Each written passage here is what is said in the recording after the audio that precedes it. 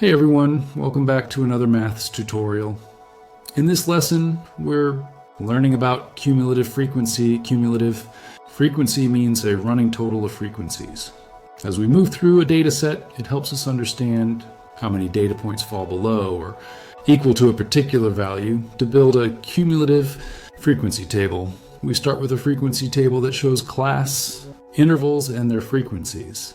Then we add a new column called cumulative frequency. In this column, we keep a running total by adding each frequency to the previous total. For example, if our frequencies are 5, 8, 7, and 10, the cumulative frequencies would be 5, 13, 20, and 30. Notice that each value adds up the ones before it. Once we have the cumulative frequency table, we can plot it on a graph. The x-axis shows the upper class boundaries, and the y-axis shows the cumulative frequency. Each point represents the total up to that boundary.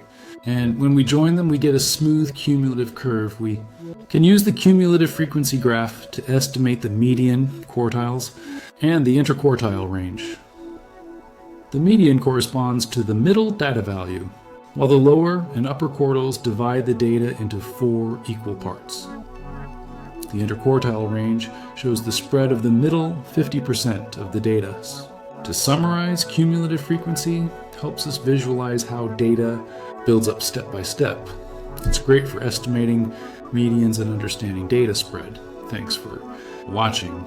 And don't forget to like, share, and subscribe for more maths tutorials.